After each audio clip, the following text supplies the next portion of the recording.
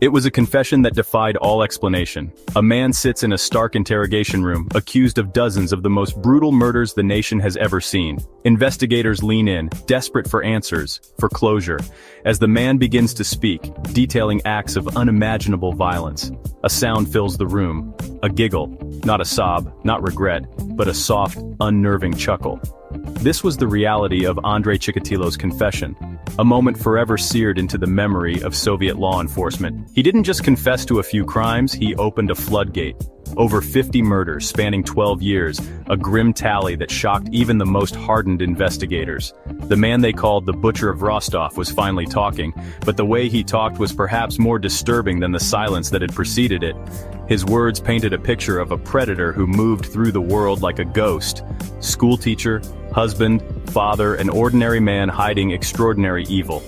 The confession was not just a list of crimes, it was a psychological puzzle box. Investigators weren't just listening to a killer, they were trying to understand a monster who found private amusement in recounting his atrocities. The giggling, the strange calmness, the meticulous detail, it all pointed to a mind that operated on a different plane of reality. The investigators wanted a confession to close the case, but what they received was a terrifying glimpse into the abyss. This is not just a story about crimes committed, but about the chilling performance when the curtain was finally pulled back. It's a story about the nature of evil and the unsettling ways it can manifest. The experience would haunt those present for the rest of their days. Who was Andrei Romanovich Chikatilo? To understand the shock of his confession, you have to understand the man he pretended to be. Born in Ukraine in 1936, his early life was marked by famine and war. He grew up quiet, awkward, bullied, eventually becoming a teacher, engineer, husband, and father. Outwardly, he was a model Soviet citizen, a cog in the state machine. But beneath this veneer, a predator lurked. For over a decade, Chikatilo stalked train stations and bus stops, preying on the vulnerable, children, teenagers, women. He used his non-threatening appearance as his most effective weapon, luring victims away from safety. The investigation, Operation Forest Stripe, became one of the largest in Soviet history, but police were baffled, hunting a phantom who left few clues. A wrongful arrest and execution haunted the case, while Chikatilo moved freely among them. He was stopped, questioned, even tested. But a rare biological anomaly and outdated systems let him slip away. He was a shadow in plain sight, a monster hiding behind mediocrity. His ability to blend in made the eventual revelation of his crimes all the more horrifying. When Chikatilo was finally captured in November 1990, investigators knew they had their man, but they needed a confession. Enter Dr. Alexander Bukhanovsky, the psychiatrist whose psychological profile broke Chikatilo's silence. As Chikatilo began to talk, the giggle emerged, a quiet, breathy chuckle at the most inappropriate moments. He would recount murders, reliving them with a small, chilling smile and that signature giggle. It was as if he was sharing a private joke, relishing the memory. Hardened investigators could only stare in disbelief. The giggling was not a one-time occurrence.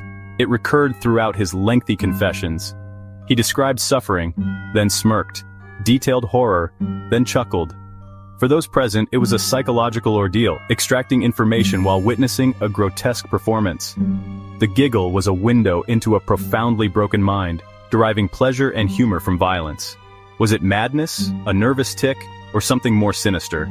To investigators, it felt like mockery. Chikatilo seemed to enjoy the shock and revulsion he provoked. Even in custody, he was in control, the star of his own horrifying show. The giggle became his signature, a sound that encapsulated the absolute disconnect between his actions and any recognizable human emotion. It was the echo of a soul replaced by something monstrous.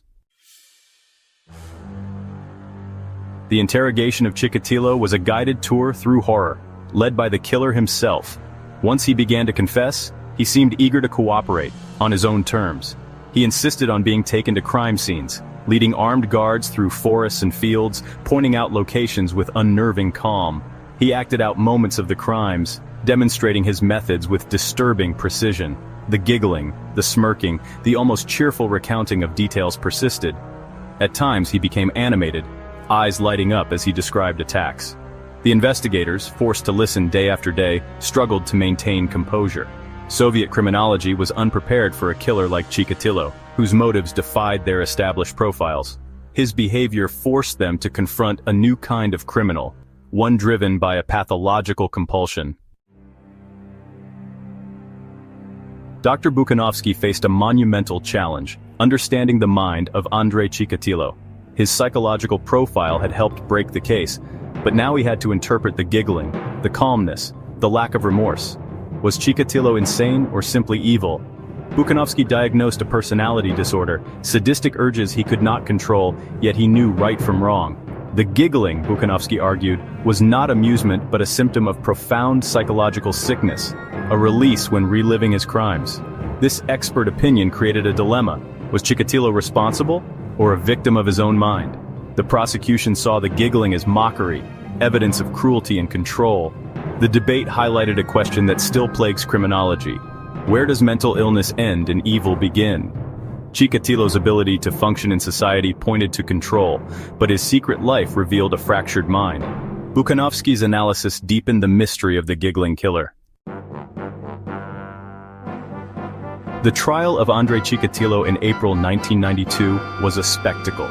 Confined to a cage in the courtroom, Chikatilo alternated between lucidity and bizarre outbursts, exposing himself, shouting, pretending to sleep. At times, he calmly answered questions. At others, he giggled as the prosecutor read out the details of his crimes. His videotaped confessions became the prosecution's most powerful evidence.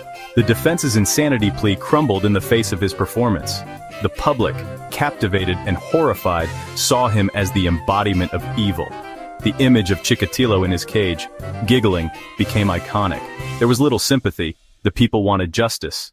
The trial was a national reckoning with the monster who had terrorized them for over a decade.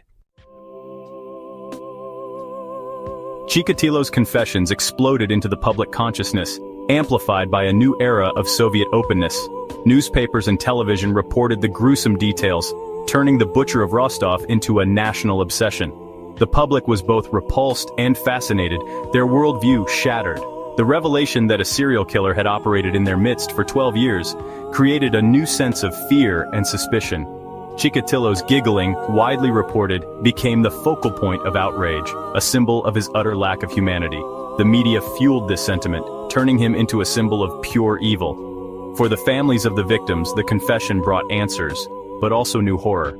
Their private grief became a national spectacle. The pain was laid bare for all to see, a constant reminder of the monster who had torn their lives apart.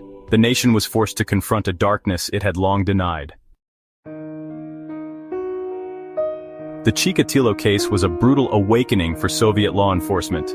It exposed deep flaws in investigation methods and shattered the myth that serial murder was a Western phenomenon. Lacking forensic technology and psychological profiling, the system let Chikatilo slip through its fingers. Operation Forest Stripe became a blueprint for what not to do. The case highlighted the need for better science, profiling, and national crime databases. Dr. Buchanovsky's work gained new respect, and psychological profiling became essential. The wrongful conviction of Alexander Kravchenko was a stark lesson in the dangers of tunnel vision. The investigation forced a modernization of Russian criminology. Chikatilo's crimes provided a brutal education for authorities. Monsters could be living next door. To catch a monster, they learned, you had to think like one. In October 1992, the long trial ended. Andrei Chikatilo was found guilty of 52 murders and sentenced to death. The families of the victims wept with relief and grim finality. Chikatilo showed little reaction, appealing the verdict in vain. For a year and a half he sat on death row, the giggling had stopped. On February 14, 1994, his final appeal was denied. He was executed with a single gunshot. The butcher of Rostov was dead, the reign of terror was over. The story of Chikatilo's confessions remains one of the most disturbing in true crime. It forces us to confront the reality that evil can be ordinary, hidden behind a mask. His case is a dark reminder of the importance of diligent police work and the complexities of the human psyche. The giggling may be silenced, but its echo lingers. There are always more stories to tell. Subscribe to our channel for more.